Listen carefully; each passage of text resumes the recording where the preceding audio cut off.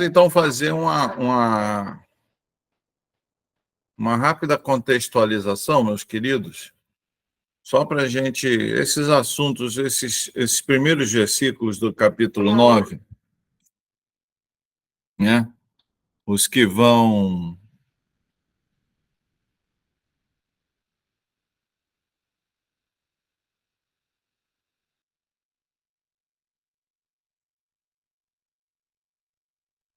Principalmente os que vão até o versículo 19, né?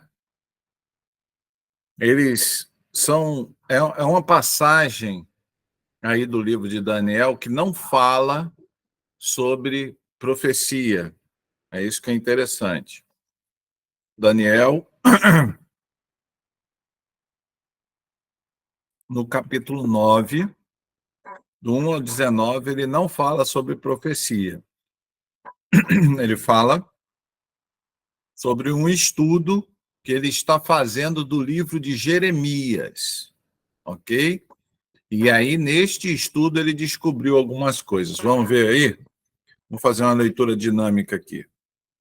No primeiro ano, Daniel, capítulo 9, no versículo, a partir do verso 1. No primeiro ano de Dario, filho de Assuero, da semente dos Medos, o qual foi feito rei sobre o reino dos caldeus. No primeiro ano de seu reinado, eu, Daniel, entendi pelos livros que o número dos anos a respeito dos quais a palavra do Senhor veio ao profeta Jeremias era de 70 anos, quando se completariam as desolações de Jerusalém.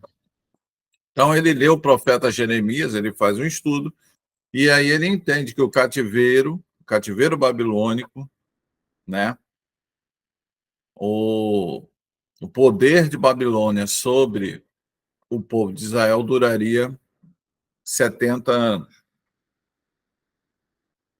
E aí nós falamos na última aula sobre o surgimento do aramaico, né, que foi nesta época que surgiu o aramaico, que era o quê? Que era uma adaptação do hebraico à língua caldeia, à língua caldeia, a língua dos caldeus. Os caldeus, não vamos esquecer, era o povo que estava escravizando o povo de Israel durante 70 anos. E aí, tá bom, queridos? Eles então estavam perdendo sua identidade, até linguística. Daí então surge o idioma aramaico. Por isso que em algumas partes da Bíblia Jesus fala em aramaico. Algumas partes da Bíblia foram escritas também em aramaico, justamente por causa disso. E para reagir a isso foram criadas as sinagogas. Eu falo isso mais detalhadamente na aula anterior. E aí você dá uma olhadinha na aula anterior. Você também que me assiste, me ouve, me vê aí no YouTube. Você assista a aula anterior que você vai ver um detalhamento maior sobre essa questão do surgimento do aramaico e do surgimento da sinagoga no Império Babilônico. Vamos lá? E coloquei a minha face diante... Verso 3. E coloquei a minha face diante do Senhor, Deus, para buscá-lo com oração e súplicas, com jejum e vestimenta de pano de saco e cinzas. Eu orei ao Senhor, meu Deus, e fiz minha confissão e disse: ó Senhor, o grande e temível Deus, que mantém o pacto e a misericórdia para com aqueles que o amam e para com aqueles que guardam os seus mandamentos. Nós pecamos e cometemos iniquidade e não nos portamos e nos portamos impiamente e nos rebelamos e até nos afastamos dos teus preceitos e dos teus juízos. Nem escutamos teus servos, os profetas, que falaram em teu nome aos nossos reis, nossos príncipes, nossos pais e para todo o povo da terra. Ó Senhor, justiça pertence a ti, porém a nós confusão de faces, ou vergonha, em outras versões. Como neste dia, para os homens de Judá e para os habitantes de Jerusalém e para todo Israel, aqueles que estão próximos e aqueles que estão distantes, em todas as nações para onde tu os conduziste, por causa da transgressão que cometeram contra ti. Ó Senhor, a nós pertence a confusão de face, ou a vergonha, aos nossos reis, aos nossos príncipes, aos nossos pais, porque pecamos contra ti. Ao Senhor nosso Deus pertencem a misericórdia e o perdão, embora tenhamos nos rebelado contra ele. E não tenhamos obedecido à voz do nosso Deus, para andar nas tuas leis, que ele colocou diante de nós pelos seus servos, os profetas. Sim, todo Israel transgrediu a tua lei, afastando-se para não obedecerem à sua voz. Portanto, a maldição está derramada sobre nós, e o juramento que está escrito no livro de Moisés, o servo de Deus, porque nós pecamos contra ele. Ele confirmou as suas palavras que falou contra nós, e contra nossos juízes, e contra nossos juízes que nos julgavam, trazendo sobre nós um grande mal, pois sobre todo o céu não se tem feito como se fez em Jerusalém. Como está escrito na lei de Moisés, todo este mal nos sobreveio. Contudo, não fizemos nós nossa oração perante o Senhor, nosso Deus, para que nos desviássemos das nossas iniquidades e entendêssemos a tua verdade. Portanto, o Senhor vigiou, portanto, o Senhor vigiou sobre o mal e o trouxe sobre nós. Pois o Senhor nosso Deus é justo com todas as obras que faz, pois nós não obedecemos a sua voz. E agora, ó Senhor nosso Deus, que tiraste o teu povo da terra do Egito com mão poderosa e trouxeste renome para ti, como neste dia nós pecamos, nós nos portamos impiamente. Ó Senhor, conforme toda a tua justiça, suplico-lhe, desvia a tua ira e a tua fúria da tua cidade, Jerusalém, teu santo monte, porque por nossos pecados e pelas iniquidades dos nossos pais, Jerusalém e teu povo tornou-se uma desonra para todos os que estão ao nosso redor. Agora, portanto, ó nosso Deus, ouve a oração do teu servo e as suas súplicas, e faz a tua face brilhar sobre o teu santuário, que está desolado por causa do Senhor. Ó meu Deus, inclina teus ouvidos e ouve, abre teus olhos e observa nossas desolações, e a cidade que é chamada pelo teu nome, pois nós nos apresentamos nossas súplicas perante a ti por nossas justiças, mas por tuas grandes misericórdias. Ouve, ó Senhor, perdoa, ó Senhor, escuta e faz. Não retardes por causa de ti mesmo, ó meu Deus, pois a tua cidade e o teu povo são chamados pelo teu nome. Bem, queridos. Então, essa primeira parte aí, eu já comentei na última aula, né? É a oração, Jeremias ali no reinado de Dario, né?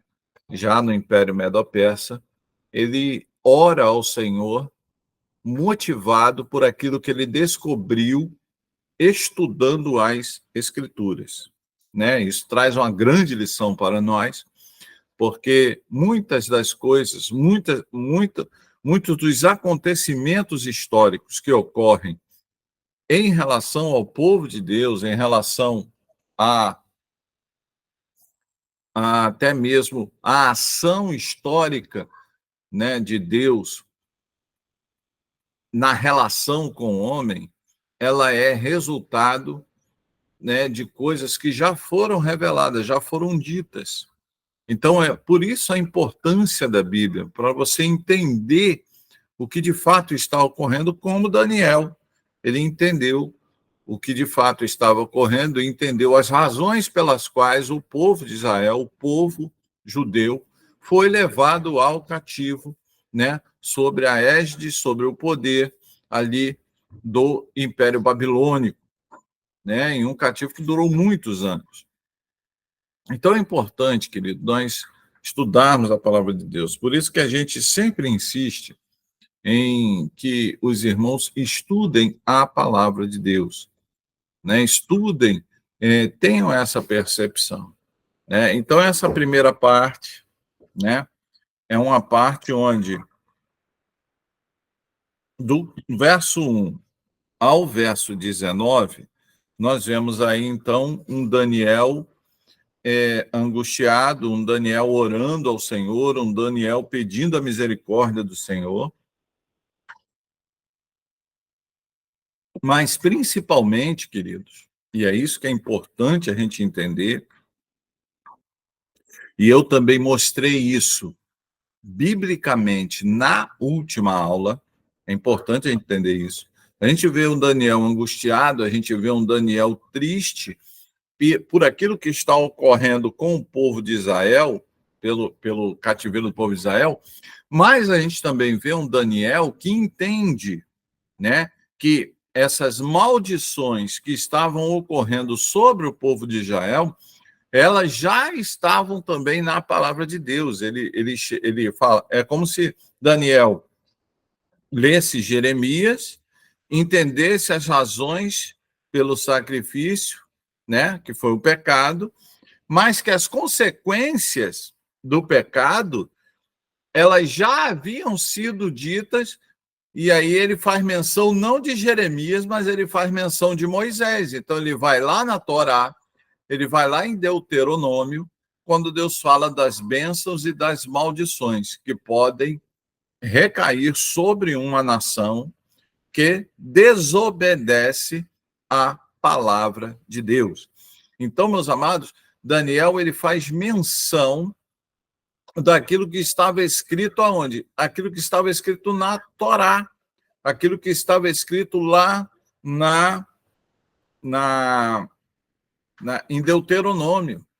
E aí ele traz à memória, ele aqui, em relação a nós, o que Daniel, inspirado pelo Espírito Santo, está dizendo para nós hoje, na nossa época.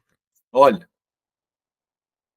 uma nação que se coloca contra a vontade de Deus, se uma nação se coloca contra os preceitos de Deus, indubitavelmente esta nação sofrerá as consequências, porque Deus reivindica a sua santidade, aquilo que eu falei já para os irmãos, já ensinei, está em aulas anteriores, né? Deus reivindica a sua santidade na história do homem. Então ele vai agir contra aquela nação, imputando àquela nação as consequências do pecado, né? Mas Deus, ele avisa isso. Ele avisou lá em Deuteronômio, né? Ele fala: eis que ponham a bênção e a maldição diante de vós. Escolham a bênção, né? Eu preguei aqui no Rio de Janeiro, né, numa igreja de um pastor amigo meu, em cima desse texto, eu falei, né, que as pessoas elas precisam entender que muitas das coisas que vivemos e construímos são consequências de nossas próprias decisões. Então, nós não podemos ficar escravos das consequências de nossas próprias decisões. Nós temos que aprender segundo a palavra de Deus, temos que decidir segundo a palavra de Deus, segundo os parâmetros estabelecidos pela palavra de Deus, para podermos viver as consequências, aquilo que Deus chama de bênçãos, para que nós possamos viver as bênçãos prometidas por Deus. Porque Deus promete bênçãos para aquele que obedece a sua palavra. Mas Deus também promete maldição para aqueles que desobedecem a sua palavra. Isso está lá em Deuteronômio, e isso foi constatado por Daniel aqui em Daniel, capítulo 9. Então é importante, meus irmãos, a gente trabalhar esse dualismo, né? A gente trabalhar em nossa mente essa essa consciência, né? Então, ele pede, ele olha, incline os seus ouvidos para e aí no final ali, né? Ele tendo essa consciência de pecado, ele tendo a consciência de que o povo de Israel pecou, né? Ele tendo a consciência de que aquilo que o povo de Israel estava vivendo, o próprio Deus já havia avisado lá em Deuteronômio. Daniel faz menção de Moisés aqui em Daniel capítulo 9, do verso 1 ao verso 19. Então ele vai dizer, olha, Senhor, na oração dele, ele está pedindo misericórdia, mas ele começa a oração dele dizendo assim, Senhor, a ti pertence a justiça, a misericórdia, a graça, tudo que é bom, tudo que é correto pertence a ti. E a nós, ele vai dizer assim, agora, Senhor, eu vou falar de nós, né? A nós pertence a confusão de face. Em outras versões, aqui na minha versão está confusão de face. Em outras versões, ele vai dizer assim, a nós pertence a vergonha. Aos nossos reis, aos nossos sacerdotes, aos nossos mestres, aos nossos juízes, ao povo, aos nossos intelectuais, ao povo comum. Por termos pecado contra ti, a nós cabe somente a vergonha. O que ele está dizendo isso? Gente, a gente tem que entender que o que uma nação vive, o que uma nação experimenta durante a sua história é resultado daquilo que o seu povo toma como verdade, daquilo que o seu povo exercita como verdade. Ok? Isso é a história prova isso. A história prova isso. Então, meus amados, a gente tem que tomar muito cuidado, e esse, para mim, é o grande ensinamento de Daniel, capítulo 9, do verso 1 ao verso 19. Esse é o grande ensinamento, né? Lógico, ele está mais detalhado na aula anterior. No vídeo anterior, eu falei sobre essas questões todas. Então, você assiste o vídeo, você que ainda não assistiu o vídeo ou não participou da aula, você é da comunidade, assiste outro vídeo. Está lá no nosso canal. E você que vai assistir esse vídeo no YouTube, se você quer um aprofundamento maior de Daniel, capítulo 9, do verso 1 ao verso 19, eu convido você também a assistir a aula anterior, que ali nós debatemos. Entenda, amados, né? Aqui nós estamos debatendo, aqui a gente está conversando, né? Aí nos comentários, né? Aqui a comunidade, ela é uma igreja diferente, né? Inclusive, a maior diferença é isso aqui, ó. Quero agradecer aos irmãos que nós estávamos conversando, né? Na última vez que eu preguei com os irmãos, e uma membro da nossa igreja mandou mandou uma observação para o pastor no WhatsApp, dizendo assim, pastor, o evento o evento do eunuco da rainha Candace, ocorrido lá em Atos, ele é retratado no capítulo 8, e erroneamente eu falei que, né, eu citei o capítulo 10. Então, eu quero agradecer aí a irmã, eu não vou falar o nome para não expor, mas eu quero agradecer a irmã que mandou essa informação. É isso aí, meus irmãos. Né? A nossa igreja é assim, é esse debate, essa liberdade, né, que nós temos, né, entre a igreja e o pastor, da gente conversar. A gente está aprendendo junto, tá? É o que eu costumo dizer. Mestre só tem um, é Jesus Cristo. E palavra, verdade, só tem uma, é a palavra dele. Então, a gente junto, por isso que é importante você aí do YouTube também, entrar ali, comentar, fazer perguntas, porque a gente aprende junto, a gente cresce junto.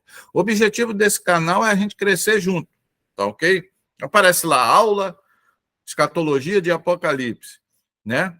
Mas a aula ali, meus irmãos, é como se a gente estivesse abrindo uma estrada para juntos caminharmos por ela na direção para conseguir, no final dessa estrada, o quê? Um aprendizado maior. É para esse o objetivo. Amém, queridos? Então, vamos lá, Daniel. Então, obrigado, minha irmã. Continue assim. Né? A igreja, Comunidade Evangélica Geração da Conquista, ela é meio assim, ela é meio bereana mesmo. O pastor fala e eles conferem na Bíblia para ver se é verdade. E isso é uma das razões pelas quais o meu maior orgulho de ser pastor da Comunidade Evangélica Geração da Conquista é exatamente isso. É uma igreja que confere aquilo que o pastor fala. Para mim, isso é o maior orgulho. E se esse ensinamento eu deixei para a igreja, para mim já está bom. Eu estou criando pessoas com mente críticas. É importante isso. Eu quero que vocês questionem mesmo, ok? Porque aí a gente aprende junto. Então, mais uma vez, gostaria de agradecer. Amados, vamos então, a partir do verso 9, a partir do verso 20 do capítulo 9 de Apocalipse, aí sim vamos para a aula de hoje, né? Olha só o que Daniel fala no verso 20. Enquanto eu estava falando e orando, confessando o meu pecado e o pecado do meu povo, e apresentando minha súplica perante o meu Senhor, perante o Senhor meu Deus, pelo santo monte do meu Deus. Sim, enquanto eu estava falando em oração, o homem Gabriel, a quem eu tinha visto na visão no princípio, impelido a voar rapidamente, tocou-me por volta da ablação da tarde. E ele informou-me e falou comigo e disse: Ó Daniel, eu saio agora para dar-te habilidade e entendimento. Opa!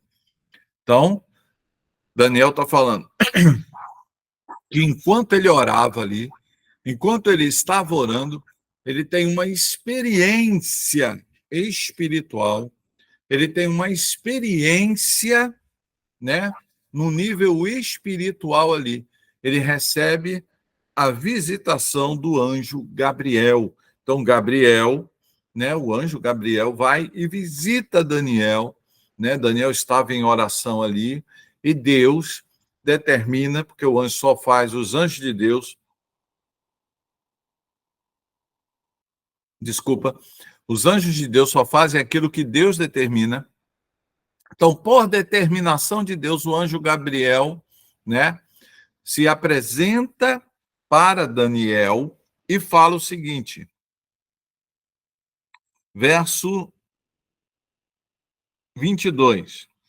E ele informou-me e falou comigo e disse: Ó Daniel, eu saio agora para dar-te habilidade e entendimento. Ou seja, ele fala assim: Daniel,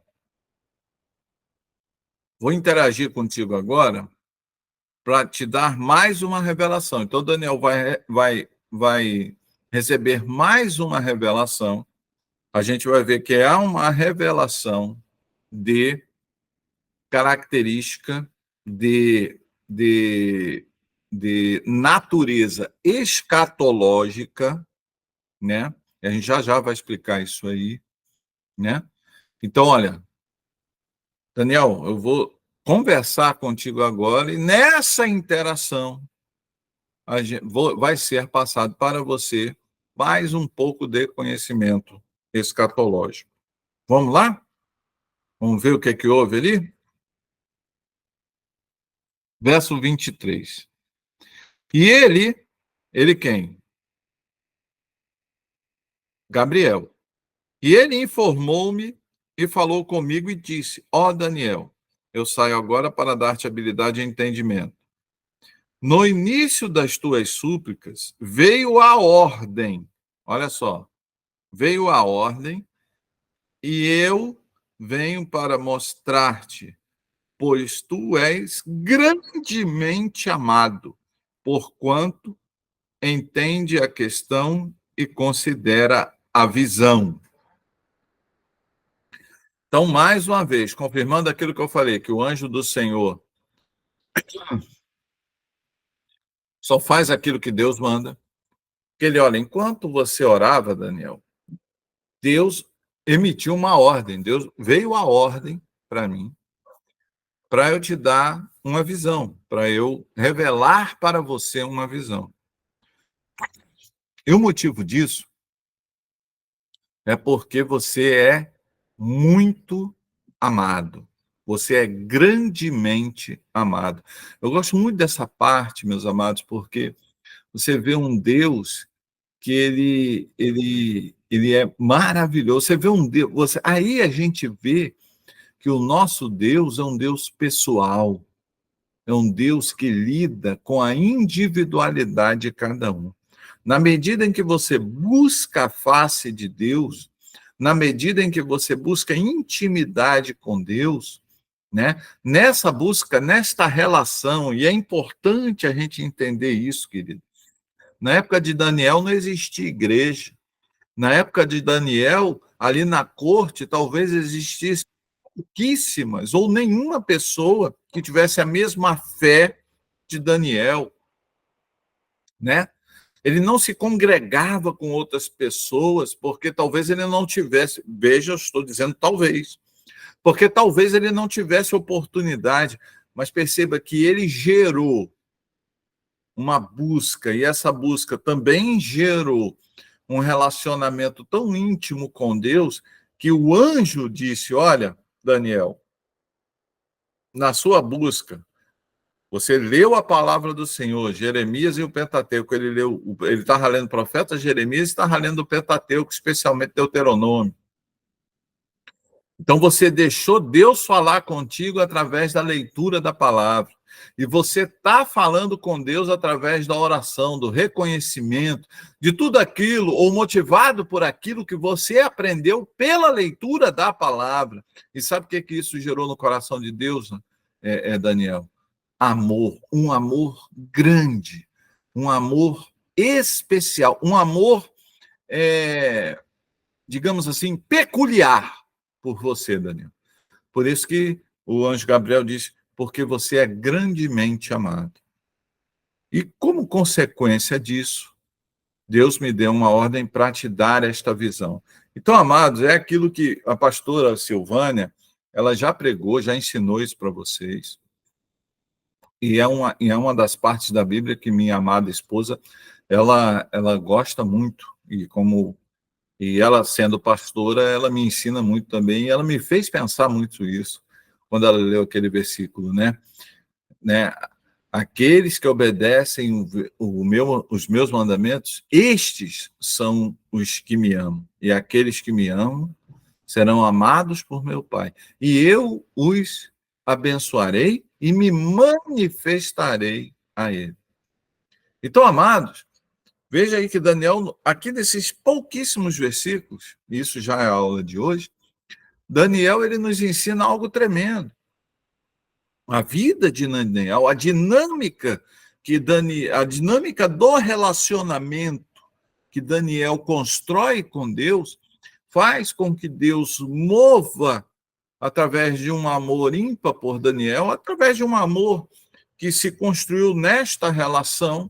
Deus então decide, e aí é a soberania de Deus, né? Aí é a onisciência de Deus. Deus decide revelar para Daniel, motivado por este relacionamento e por este amor, algumas questões escatológicas, visões escatológicas. Então, isso, meus amados, nos dá assim uma pista daquilo que Deus quer fazer na minha e na sua vida. Se a gente procurar um relacionamento com Deus profundo, meu amado, ele nos dará sabedoria para entendermos as profundezas da palavra dele. No Novo Testamento está escrito: olha, aquele que deseja entendimento e sabedoria, peça a Deus, que ele, por sua misericórdia e pelo seu amor, dará. Não é assim que diz a Bíblia? Né? Então, se você quer sabedoria, quer entendimento, peça a Deus. Né? Mas construa, amado, construa uma relação com Deus que lhe permita ter as condições, abrir as portas do céu para que as revelações e o entendimento das coisas venham sobre você. Amém, querido? Venham sobre você. Então, amados, é importante nós entendermos isso. É importante você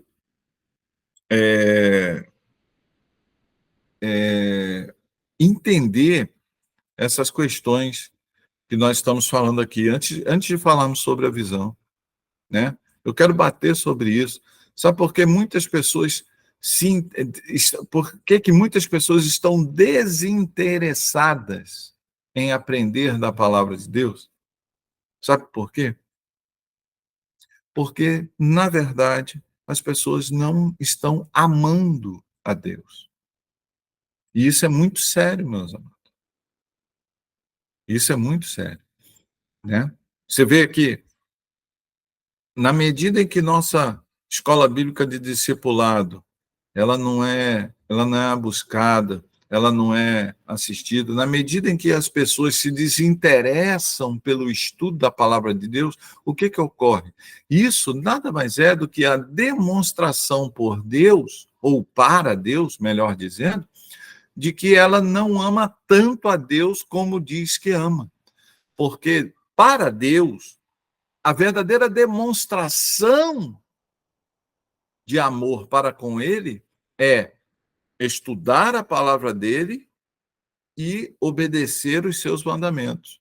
Quem estuda a palavra de Deus e obedece aos seus mandamentos, na visão de Deus, né, Deus considera isso como demonstração de amor. Foi exatamente isso que Daniel fez.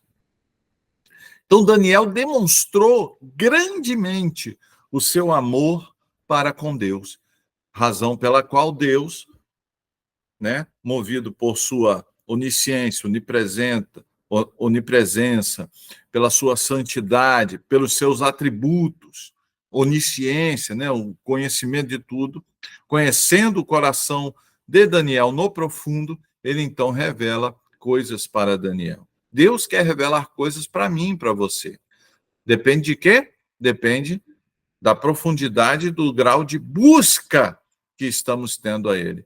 E uma das avaliações, uma das formas pelas quais nós temos aí a consciência e podemos mensurar, vamos dizer assim, né? Podemos mensurar o nosso amor por Deus, podemos demonstrar o nosso amor por Deus, é o grau de busca, de interesse e de amor pela sua palavra e o grau de cumprimento de sua palavra em nossas vidas. Então, essas duas coisas, meus amados, são utilizadas por Deus para mensurar o nosso amor para com ele dentro da nossa história. Não que Deus não saiba, porque Deus é onisciente, ele sabe todas as coisas, mas ele mostra para nós, isso é para demonstrar para nós. É como se Deus estivesse dizendo assim: Senhor, eu te amo. E Deus está falando: não, você não me ama. Você pode me admirar, você pode reconhecer o meu poder, mas me amar, você ainda não me ama. Como, Senhor? Se eu reconheço o poder do Senhor, se eu reconheço a sua majestade, como é que eu não te amo? E aí Deus vai dizer assim: porque você ainda não ama a minha palavra e porque você não obedece os meus mandamentos. Porque quem ama a palavra de Deus e obedece os seus mandamentos, a Bíblia diz, esse é quem ama a Deus. Amém, queridos? Então, Daniel nos ensina isso, né? E aí ele vai receber a visão. Olha só. Portanto, lá o finalzinho do verso 23, vai lá para o verso 23 do capítulo 9 de Daniel. Na minha versão está aqui, ó, portanto, né? Isso significa o quê? Por tudo aquilo que eu falei, por todas as razões que eu apresentei antes, pelo amor que você tem a Deus, entende a questão e considera a visão. Ou seja, Daniel, vou passar para você, né, uma visão e ela vai trazer questões para aclarar o seu entendimento. E aí, verso 24, nós temos então o início, querido, da visão das 70 semanas de Daniel. Tá ok? Vamos lá? 70 semanas são determinadas sobre o teu povo e sobre a tua santa cidade, né? 70 semanas são determinadas sobre o teu povo e sobre a sua e sobre a tua santa cidade. Então o anjo, ele começa a visão dizendo: olha, Daniel, existe um lapso temporal, né? Existe um tempo determinado, existe uma extensão de tempo, Daniel, né? Que estão determinados, ou seja, certos acontecimentos vão ocorrer em relação ao seu povo e em relação à sua santa cidade, né? E aí vamos entender que povo é esse, que santa cidade é essa, né? Para muitos, alguns, né, vão convergir a realidade destas visões que vão ser apresentadas para Daniel somente para o povo judeu e somente para a cidade de Jerusalém. Só vão orbitar em relação a isso. Mas a gente vai ver que essa visão ela abrange algo maior, né? É aquilo que eu falei com vocês, meus irmãos, na última aula. Lembre-se disso. Deus ele usa exemplos da história para tipificar coisas e profecias futuras. Vocês lembram que eu falei isso? Vocês lembram que ele usa Antíoco IV, né? Ele vai usar, no capítulo 8 eu falei sobre o fato de Antíoco IV, um dos generais de Alexandre, serem usados, né? Ou seja, a ação histórica desse homem, ela foi usada para tipificar, né, um personagem profético do período dos últimos dias. Se você ler todas as profecias, se você ler de forma literal, histórica, e vencendo o abismo histórico-cultural do livro de Daniel, você vai perceber claramente, e a gente vai ver, inclusive, aqui nessa visão, você vai perceber claramente que Deus ele vai usar eventos próximos da história. Antíoco IV, que foi um dos generais de Alexandre, é um império que vai ocorrer depois de Daniel, mais próximo, né? Mas vai tipificar, ele é um tipo do anticristo. E isso é dito no livro de Daniel. Então é importante a gente entender isso, para a gente aplicar aqui também o mesmo princípio nessas visões. Então ele vai dizer assim, ó: 70 semanas são determinadas sobre o teu povo e sobre a tua cidade para terminar. E aí, para o quê? Ou seja, essas 70 semanas vão ser o quê? Para realizar algumas obras, para que algumas coisas aconteçam. Ok, queridos? Então é importante a gente entender isso. 70 semanas, 70 semanas são determinadas sobre o teu povo e sobre a tua cidade para terminar a transgressão. Primeira coisa, para terminar a transgressão. Segunda coisa, por fim nos pecados. Terceira coisa, fazer a reconciliação por causa da iniquidade. Quarta coisa, trazer a justiça eterna. Quinta coisa, selar a visão e a profecia. E a sexta coisa, para ungir o Santíssimo. Então, ao final das 70 semanas,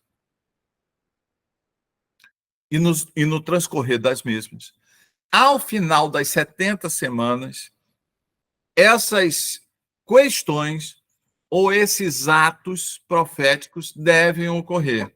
Que atos são esses, pastor? Que ações são essas que vão ocorrer?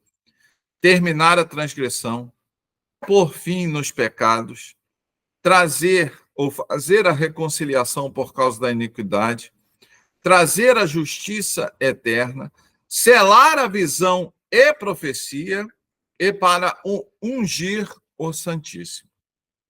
Ok? Ok, queridos? Vamos continuar, então?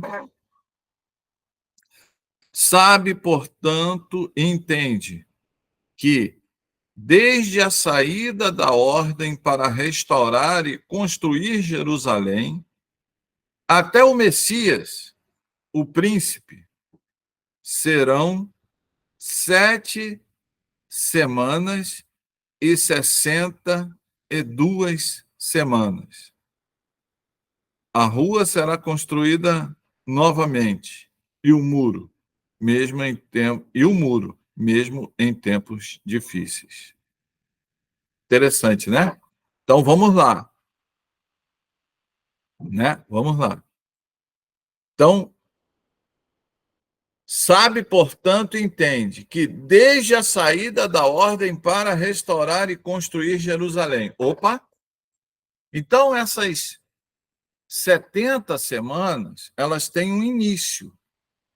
O anjo, ele está levando Daniel, está fazendo Daniel convergir a sua atenção para este fato histórico, para essa percepção histórica.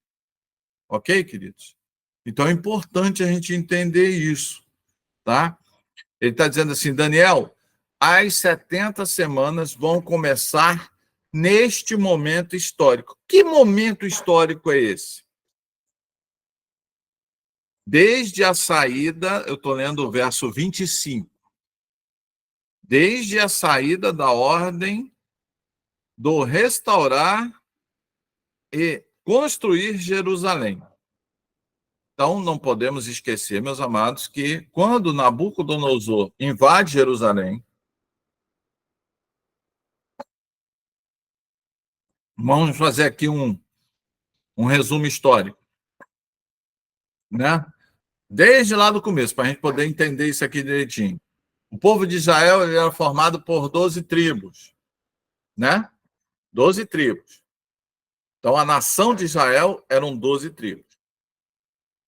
Na época que essas 12 tribos eram governadas pelo rei Davi, a nação de Israel era uma única nação, formada por um único reino, uma única capital, Jerusalém, e era formada por 12 tribos, ok? Reino de Davi. Davi passa o seu reinado para quem? Para Salomão. Salomão recebe o reinado de Davi,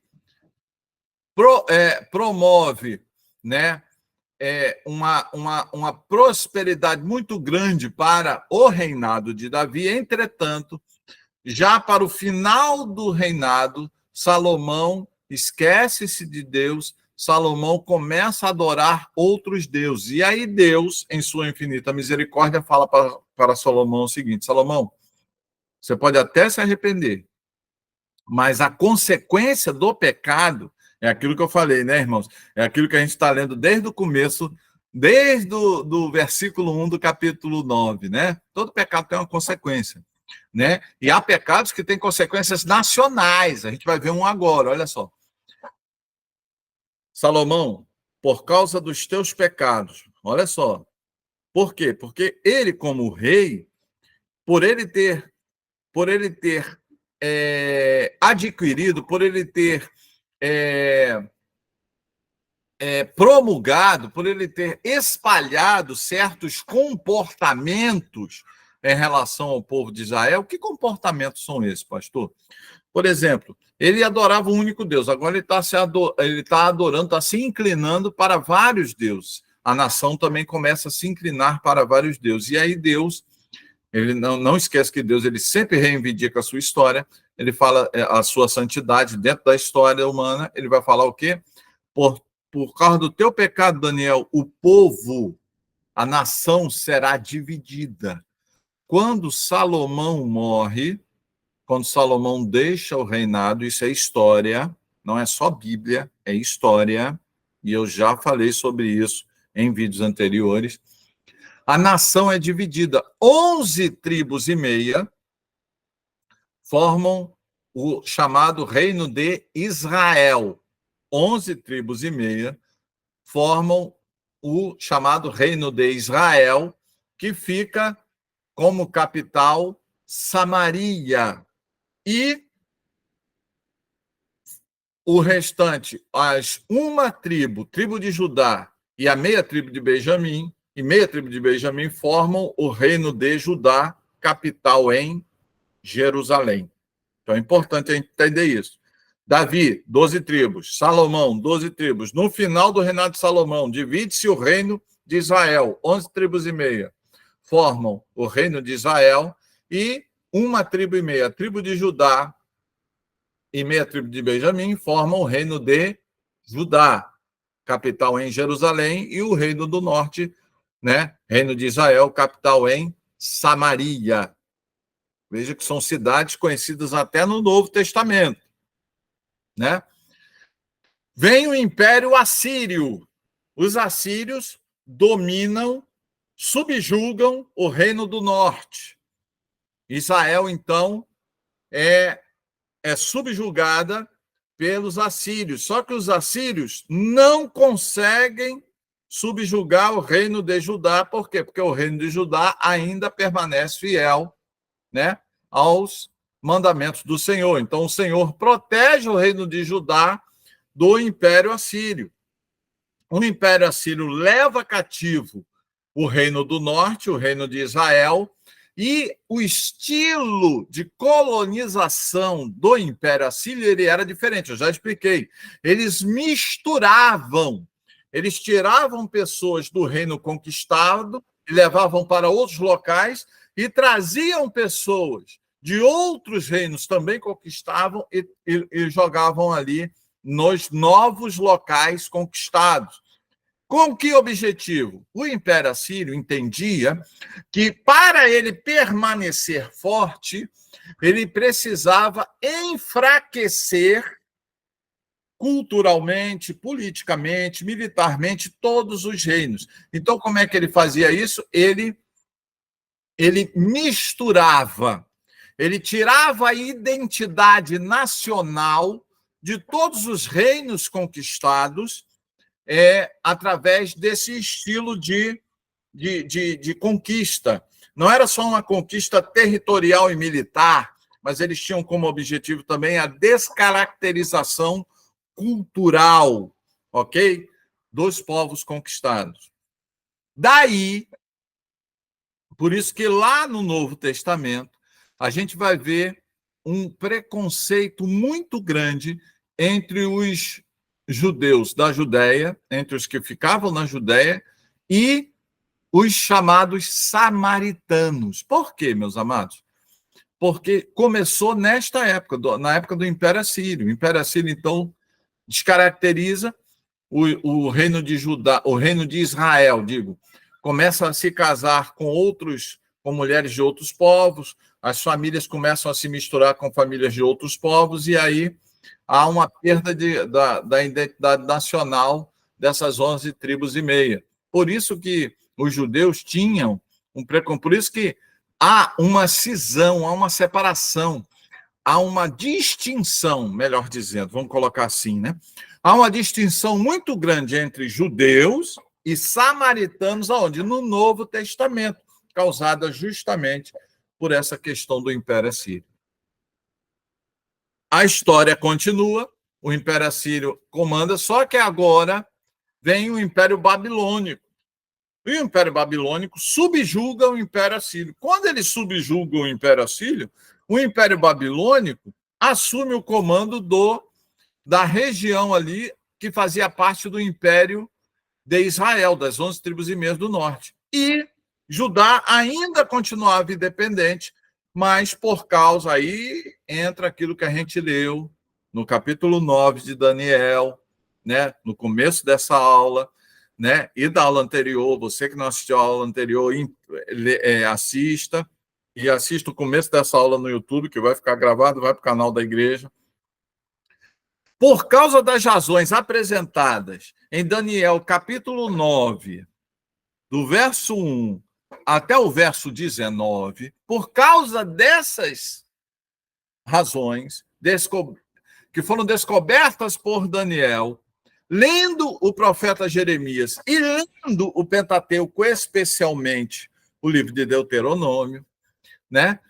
Judá também é subjugada, porque Judá deixa os caminhos do Senhor e aí ela é subjugada. Então, a Babilônia vem e toma conta do território de Judá também, né? Ou seja, daquela 1,5 tribo de Judá. E aí, Jerusalém é destruída, o templo é destruído, né? E aí os muros também são destruídos.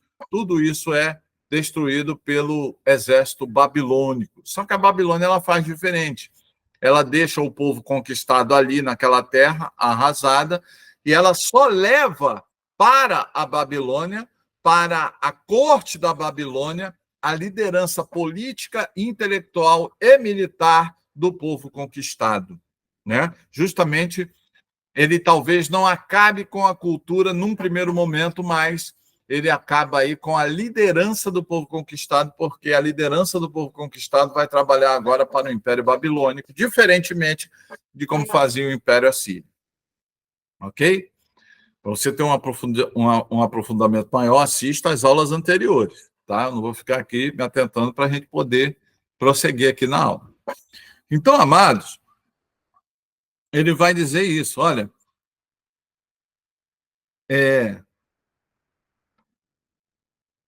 sabe, portanto, vamos lá, verso 25. Sabe, portanto, entende que desde a saída da ordem do restaurar e construir Jerusalém, ou seja, desde a saída da ordem. Que ordem é essa, meu amado? Quando é que foi isso? Né? Quando é que foi isso? É interessante que esta ordem, querido, as melhores interpretações, tá? Que é o que eu particularmente acredito, tá, querido? As melhores interpretações nos levam ali para o edito. O ponto de partida da profecia deve ter sido o primeiro dia de Nissan, 5 de março de 444 a.C., ok? Que foi quando o rei Artaxerxes, o rei Ciro, ele põe o edito, ele coloca ali o edito para a reconstrução, né? Para a reconstrução do muro de Jerusalém. A gente vai ver essa história mais profunda. Eu não vou me aprofundar muito nisso, né? Eu vou pedir para você se aprofundar, porque se eu me aprofundar muito, a gente vai ter umas 2 horas de vídeo. O objetivo não é esse, tá? Então, eu não vou me aprofundar nisso.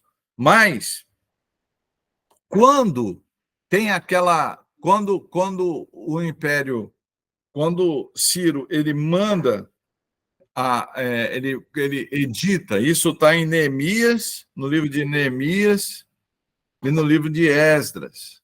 Tá bom, meus irmãos? Está no livro de Neemias e no livro de Esdras. São aquelas repatriações. Neemias começa a reconstrução, né? Depois tem a repatriação com Esdras e depois tem a repatriação com Zorobabel. Então, são 3 repatriações. Ou seja, o que é repatriações? O povo que estava disperso, ele foi levado, né, de volta para Jerusalém. Primeiro com Neemias, depois com Esdras, por último com Zorobabel. Foram as 3 repatriações. Mas só poderia fazer a repatriação depois que a cidade fosse reconstruída e o templo fosse reconstruído. Isso começou lá em Neemias, no ano de 444 a.C. Então, esse é o ponto de partida, né? E aí ele vai dizer assim, olha, vamos lá, vamos de novo no verso 25. Sabe, portanto, e entende que desde a saída da ordem para restaurar e construir Jerusalém, ok? Até o Messias, até o príncipe, serão 7 semanas e 62 semanas. Opa! Então, do período em que sai o edito para reconstruir Jerusalém até o Messias, até a época de Jesus, né, ele vai dizer que vão transcorrer 69 semanas, ok? Só que essas semanas, meus amados, elas precisam ser entendidas como semanas de anos, né? Cada dia da semana corresponde a um ano. Então, se são 69 semanas, isso aí vai dar um total de 483 anos, ok? 483 anos.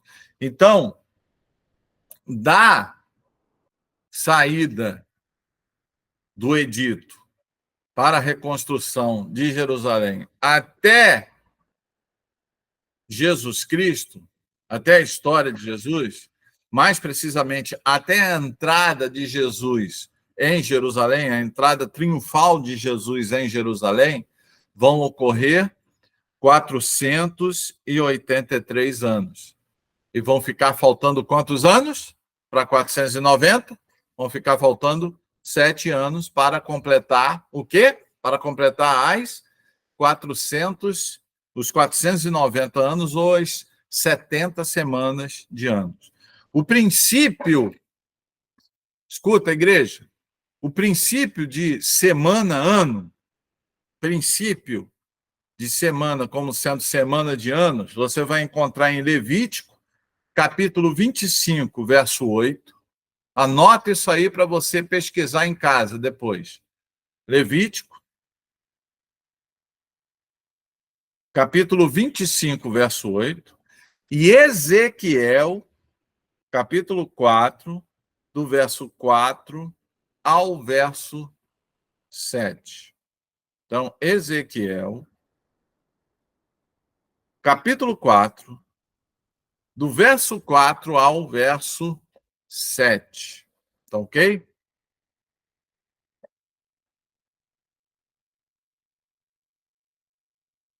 Amém, queridos? Por quê, meus amados? Mas por que, pastor, esse princípio? Porque esse princípio foi utilizado, né? Foi utilizado na, na, na Bíblia em outras oportunidades, em Levítico 25, esse princípio de dia, ano, ele foi utilizado em outras partes da Bíblia, eu mostrei 2 exemplos para os irmãos, e a profecia, ela faz um lapso temporal, ela demonstra um espaço temporal que só pode ser contemplado às semanas, ano. Por quê? Porque foi exatamente 483 anos depois do edito lá dos Medos e dos Persas para a reconstrução de Israel, daquele edito, né, em 444, né, transcorreu-se 69 semanas, 483 anos, até a entrada de Jesus em Jerusalém. Na próxima aula, eu vou pormenorizar esses cálculos para mostrar para os irmãos, porque a ideia agora é ver os aspectos espirituais da profecia. A gente vai ver os aspectos técnicos da profecia na próxima aula. Então, não perca a próxima aula, que a gente vai continuar nas 70 semanas de Daniel. Ok? Então, percebe, ela tem um começo, né? E tem um fim, o quê? As 69 semanas primeiras. Interessante, né? Então, as 69 semanas primeiras fala sobre o quê? Fala de Jesus, da restauração de Israel, né, do edito para que fosse restaurada Jerusalém, né, para que fosse reconstruída Jerusalém, digo, isso ocorreu no Império Medo-Persa, até a entrada triunfal de Jesus em Jerusalém. Isso vai transcorrer as 69 semanas. Olha só o que, que diz a palavra. Vamos para a palavra aí, vai lá.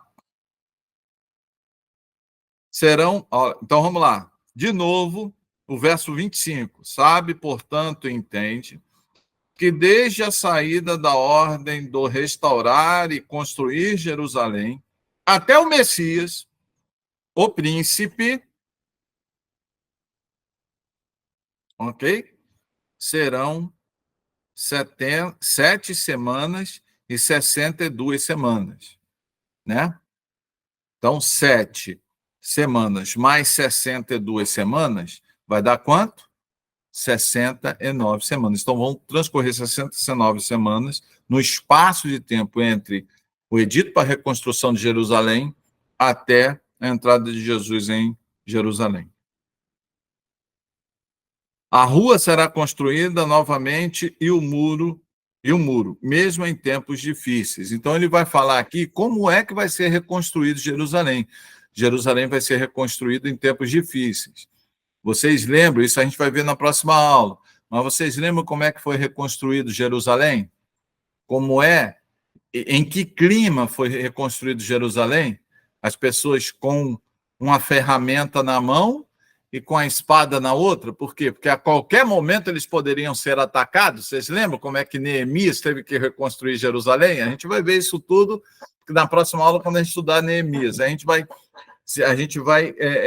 se ater somente às 70 semanas. Mas eu estou trazendo aí essa explicação para os irmãos. Quando a cidade foi reconstruída, queridos, foi reconstruída nesse clima, né, com grande oposição. As pessoas, os outros povos não queriam que os judeus reconstruíssem Jerusalém. Começaram a inventar um monte de mentira, começaram a inventar um monte de estratagema para atrapalhar a reconstrução de Jerusalém, dos muros de Jerusalém. E a Bíblia mostra, né, que Neemias, que foi o grande iniciador, né, desse esforço para a reconstrução dos muros de Jerusalém, ele foi o grande iniciador. A gente vai ver que eles, com uma mão, eles seguravam a ferramenta, né, e com a outra mão a espada, que a qualquer momento eles seriam atacados. Então é o que a Bíblia está dizendo, ó, né?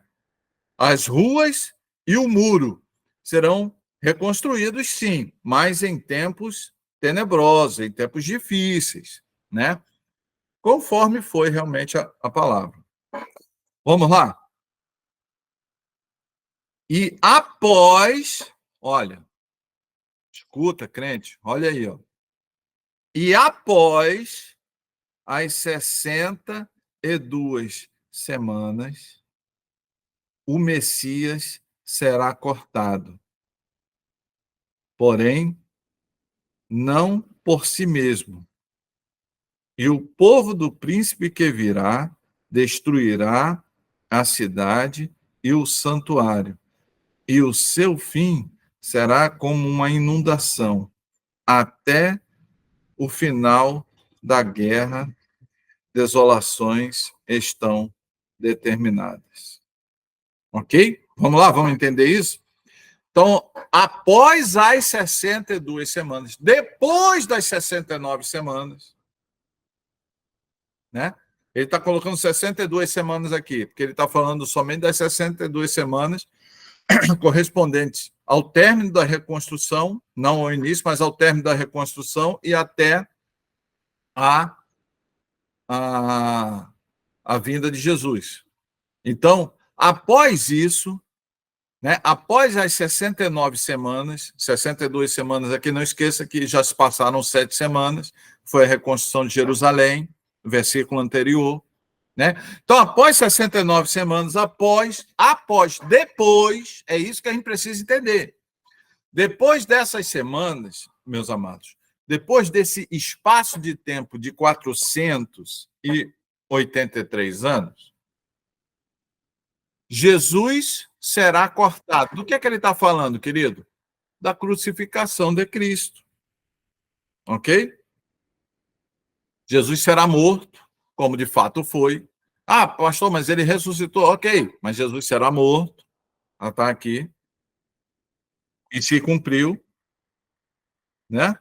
E o príncipe que virá destruirá a cidade e o santuário. Isso aqui está falando do quê? Do ano 70 depois de Cristo. Olha só que coisa tremenda, mano. Do ano 70 depois de Cristo, quando o general Tito entra na cidade por conta de uma rebelião causada por alguns herodianos, e aí ele entra com o exército, o príncipe que virá fala do Império Romano, olha só, já está jogando lá para o Império Romano.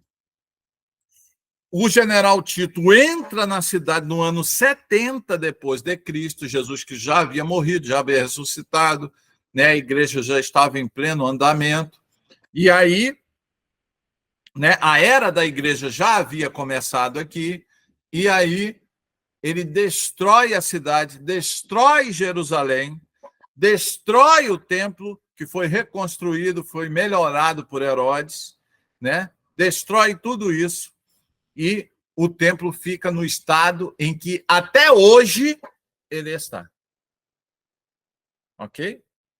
Até hoje não existe templo em Jerusalém. Vou repetir. Até os dias de hoje, domingo, dia 23, né? Aqui, no horário de Brasília, às 10 horas e 44, no horário de Manaus, às 9 horas e 44, até hoje não existe templo em Jerusalém. Ok? Vamos lá, vamos continuar? Então, 69 semanas. Ele não falou da última semana. Ok? Vou repetir. Ele não falou da última semana ainda. Depois das 69 semanas. Vamos lá, crente. Presta atenção aqui em mim. Ó. Depois das 69 semanas, Jesus vai morrer. Jerusalém vai ser destruída, né? E aí, ó, desolações e guerras serão determinadas até o fim. Não entrou a última semana ainda. Amém ou não? Vamos continuar lendo? E ele continua, e ele confirmará o pacto com muitos por uma semana.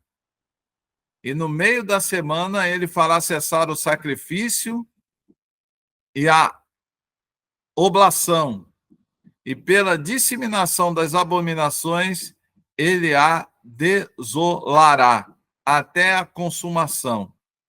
E aquilo determinado será derramado sobre o desolado. Vamos continuar? Olha só. Então, a última semana, ela é depois... Escuta, crente. Vamos lá. Olha só que coisa tremenda.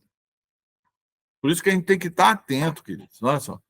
A última semana, ela não é logo após, a nível de acontecimento. Vamos lá, vamos relembrar. As 7 primeiras semanas, início da construção de Jerusalém, término da construção de Jerusalém. Do término da construção de Jerusalém até a vinda de Jesus, são 62 semanas. Então, do começo da construção de Jerusalém até o término da construção de Jerusalém, são 7 semanas. Do término da construção de Jerusalém até Jesus Cristo, são 62 semanas. Então, do início da construção de Jerusalém até Jesus Cristo, são 69 semanas. Fica faltando uma. Amém ou não? A grande questão é onde é que está esta uma semana? A Bíblia mostra. Ela não está, é isso que é interessante, ela não está Ela não está. Nos acontecimentos posteriores à morte, não está nos acontecimentos posteriores à morte de Cristo. Jesus Cristo morreu, Jerusalém foi destruída pelo general Tito no ano 70. Veja, agora a gente já está lá no ano 70. Guerras e desolações vão continuar até o fim. Ou seja, a partir da destruição de Jerusalém, espalhou-se por todas as nações o povo de Israel. Aí o povo diz, aí a história continuou, meus irmãos. A história continuou. A última semana não apareceu. É isso que é importante você entender. Quando é que vai aparecer essa última semana? Está escrito aí, ó. E ele confirmará o pacto com muitos por uma semana. No meio da semana, ele fará cessar o sacrifício e a ablação. E pela disseminação das abominações, ele a desolará até a consumação. Então, então essa semana, querido, a Bíblia está mostrando claramente que vai surgir um outro rei, né? Que vai surgir um outro rei. E perceba que este rei ainda vai estar ligado aos princípios e valores do Império Romano, dos impérios do mundo. A gente já estudou isso, né? A gente já estudou isso. Mas vamos relembrar, só para você não perder o fio da meada, como diz o outro. Vai lá para o Apocalipse capítulo 13, a manifestação do anticristo. Apocalipse capítulo 13, abre lá.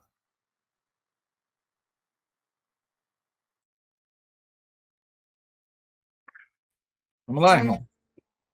Vamos lá. Apocalipse capítulo 13, está todo mundo aberto aí? Olha só. E eu fiquei sobre a areia do mar, e vi uma besta surgir no mar. Apocalipse capítulo 17 e 18 afirma que este mar significa os povos da terra. Então, surgiu no meio dos povos da terra uma besta, tendo 7 cabeças e 10 chifres, e sobre os seus 10 chifres 10 coroas, e sobre suas coroas um nome de blasfêmia. E a besta que eu vi era semelhante a um leopardo, império grego-macedônio. Seus pés eram como os pés de um urso, império medo-persa. Sua boca era como a boca de leão, império babilônico.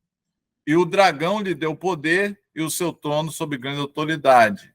Império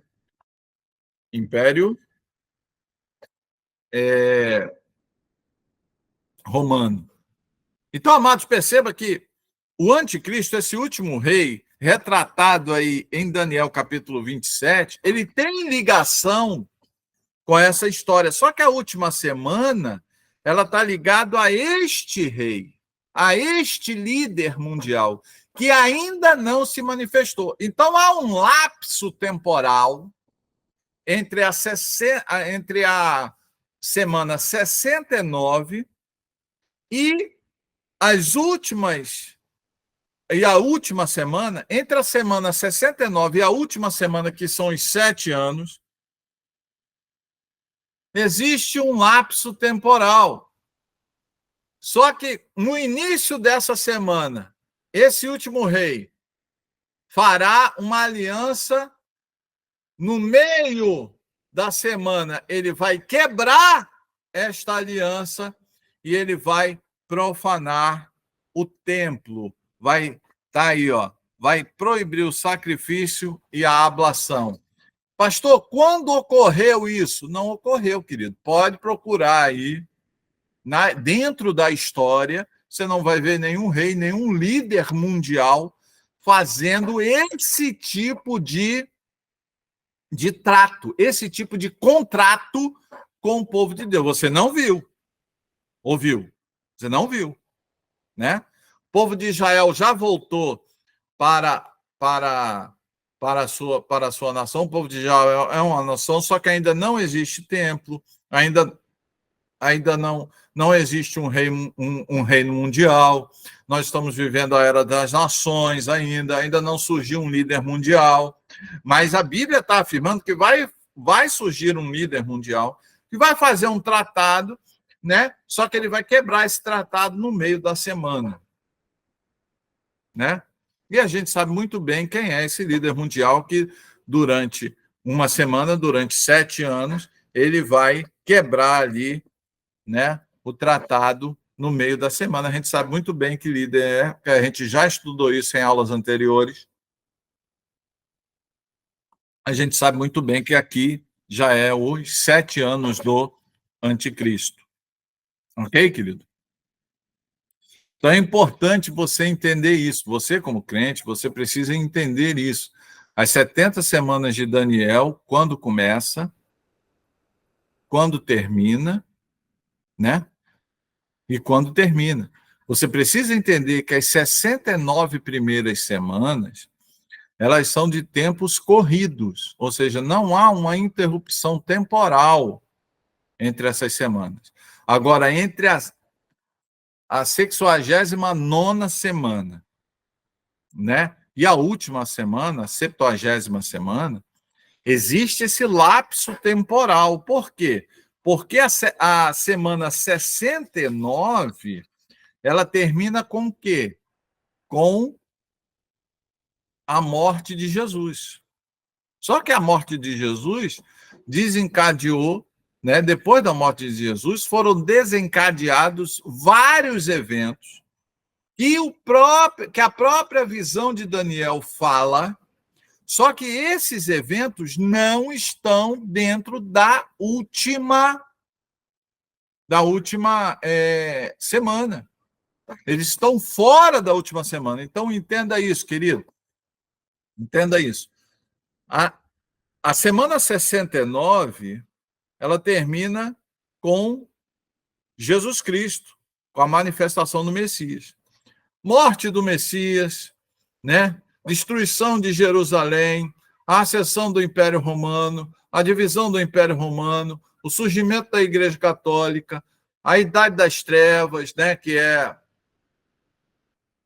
a idade medieval, a Idade Média, Revolução Industrial, surgimento do mercantilismo, surgimento do capitalismo, surgimento do socialismo, tudo isso, todos esses grandes eventos, eles estão dentro do lapso temporal entre a 69ª semana e a 70ª semana. Nesse meio aqui está a nossa história.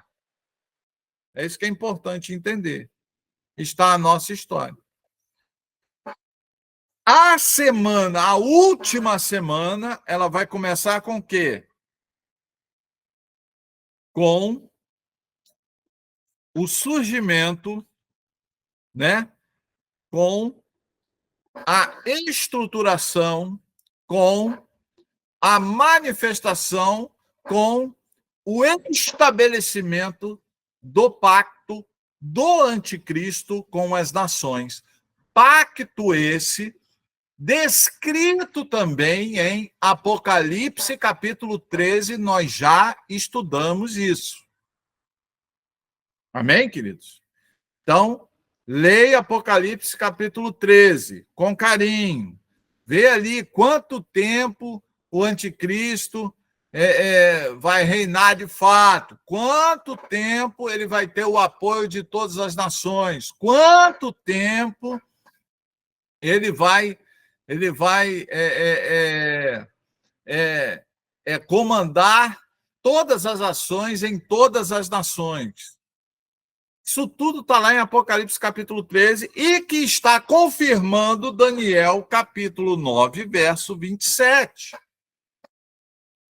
Então, a última semana ela surge com o pacto. O primeiro evento é o pacto firmado. O primeiro evento da última semana, segundo a Bíblia, tá, irmão? Não sou eu, tá aí, escrito aí, ó. E ele confirmará o pacto com muitos por uma semana. Olha aí, a última semana de Daniel. Então, o evento inicial da semana, da última semana das 70 semanas do profeta Daniel, não é, querido, e é isso que é importante nós entendermos, não é a manifestação do anticristo, ele já se manifestou. A última semana é o quê? É o pacto. É quando o poder, de fato, vai ser dado a ele. É isso que é importante a gente entender. Quando ele receber de todas as nações, povos, tribos, raças e línguas, o poder, e ele estabelecer este pacto com estas características aqui lidas em Daniel, capítulo 9, verso 27, quando se estabeleceu o pacto, a partir daí conta-se a última semana, que é a última semana profética. E essa última semana termina com o quê? Termina com isso aqui, querido. E aquilo determinado será derramado sobre o desolado. Então, aquilo que está determinado será derramado, será colocado sobre a cabeça do anticristo. Aquilo que está determinado para ele vai acontecer. É isso que Daniel está falando. E o que está determinado para ele, meu amado? O que está determinado para ele está em Apocalipse, capítulo 19, quando o anticristo e o falso profeta vai reunir todas as nações para lutar contra os santos em Jerusalém, ok? E aí aí vai acontecer a segunda vinda de Cristo. E aí o que vai acontecer com o anticristo e o falso profeta? Porque é dele que está sendo dito, do anticristo e o falso profeta. A Bíblia é muito clara. Jesus vai derrotar os exércitos, Jesus vai nos fazer vencedor. Jesus, em Apocalipse capítulo 19 e 20, vai fazer a primeira ressurreição. Nós vamos reinar com Jesus Cristo durante 1000 anos. E antes disso, o anticristo e o falso profeta, aquilo que está determinado com ele vai acontecer. Daniel, capítulo 9, verso 27. O que vai acontecer com ele? O anticristo e o falso profeta, em Apocalipse 19, vão ser derrotados por Jesus e ambos serão jogados no lago de fogo que arde em enxofre e serão atormentados dia e noite para todo o sempre. É o que está escrito em Apocalipse, capítulo 19, você lê lá. E nós, pastor? Meu amado, depois de Apocalipse 19, para a gente só é vitória. É 1000 anos reinando com Cristo. Mas, pastor, Satanás vai ser solto. Ele é solto para perder, meu amado. Porque nós somos mais do que vencedores. E Satanás é mais do que perdedor. Né? Porque ele vai ser solto. Ele vai prender. Vai ver o julgamento do grande trono branco. Estou todo arrepiado, eu não sei se você está. Vai haver o julgamento do trono grande branco. E aí, meu amado, novos céus e nova terra vai ser estabelecido sobre a nação. E aí a nova Jerusalém descerá, ataivada como noiva. E aí viveremos para sempre com Cristo numa nova realidade, sem o mal, sem a presença de Satanás. Por quê? Porque Apocalipse capítulo 21 está escrito que Satanás será jogado no lago de fogo e enxofre, onde já estão quem? O anticristo e o falso profeta. A morte e o inferno serão jogados no lago de fogo e enxofre. Todos aqueles que não estavam com seus nomes escritos no livro da vida serão jogados no lago de fogo e enxofre. E para nós, filhos de Deus, novos céus, nova terra, nova Jerusalém, ruas de ouro, não haverá mais choro, não haverá mais pranto, não haverá mais sofrimento, não haverá mais doença, só haverá vitória. Aí sim, vale aquele hino. Agora é só vitória, mas depois de Apocalipse, capítulo 21. Amém, queridos? Você vibra com isso, nós dá um glória a Deus, a igreja está animada aí, glória a Deus eu também. Então, que Deus possa te abençoar, que Deus possa ter te abençoado. Na próxima aula, eu vou fazer slides em PowerPoint, eu vou colocar aqui para os irmãos, vai aparecer aí na tela da igreja, vai aparecer aqui no vídeo para o pessoal do YouTube. Eu vou colocar slides porque nós vamos fazer uma análise técnica, ok? Nós vamos fazer uma análise técnica, ano por ano, das 70 semanas de Daniel. A aula de hoje foi para te explicar basicamente o porquê que tem esse lapso temporal entre a 60ª semana, a 69ª semana e a 70ª semana. Há esse lapso temporal. Por quê? Porque a última semana ela só começa com o pacto estabelecido pelo anticristo, como está escrito na palavra de Deus, e a gente vai ver novamente esta realidade nos próximos nos próximos capítulos do livro de Daniel. Então, não perca as próximas aulas, querido. Nas próximas aulas, nós vamos colocar slides em PowerPoint, nós vamos fazer contas, nós vamos fazer análises históricas. E aí, se você perder, o problema é seu. Apesar que agora, né, meu irmão? Você pode até assistir no YouTube. A igreja, a comunidade está tão maravilhosa. Antigamente, não. Antigamente, perdeu a aula, já era, né? Mas agora o vídeo fica gravado no YouTube e você pode ser abençoado em outra oportunidade. Um abraço aí para o pessoal de Manaus, muita saudade de vocês. Que essa aula de hoje possa ter trago esperança para os irmãos, esperança que Deus é o Senhor da história, tudo está determinado por Ele e para Ele, né? Satanás, ele só se levanta para perder, tenho certeza disso, e dentro em breve nós estaremos juntos. Se não aqui, mas dentro em breve estaremos juntos nas ruas de ouro e de cristal, né? Caminhando, vendo lá Pedro, Tiago, João, Moisés, aqueles grandes homens de Deus. E a você que me assiste no YouTube, não deixe de ler a palavra de Deus, não deixe de amar a palavra de Deus, e principalmente, você que ainda não entregou a sua vida para Jesus. Veja, eu estou pedindo para você entregar a vida para Jesus. Não é para ser membro da comunidade da Geração da Conquista, pelo contrário. Entregue a sua vida para Jesus. Pastor, e para que igreja que eu vou? Meu amado, procure uma igreja séria, porque a minha preocupação não é você ser membro da minha igreja, a minha preocupação é você ser membro do corpo de Cristo, do mesmo corpo a qual eu sou membro. Se a gente não se vê aqui, a gente vai se ver no céu, amém? Você pode ter certeza disso. Então, se você ainda não é crente, entregue sua vida para Jesus. Você que assiste esse vídeo, está tendo aí o privilégio de assistir o vídeo, aí eu quero mandar um abraço para a Mary Alba, para a Suzy, né? Dá um abraço aí para a Suzy, para a Cristiane, né? Que estão aqui ao vivo com a gente, né? Compartilhe esse vídeo. E aí manda lá, depois que você compartilhar, manda um áudio para a pessoa, olha, entrega a sua vida para Jesus. Jesus está voltando.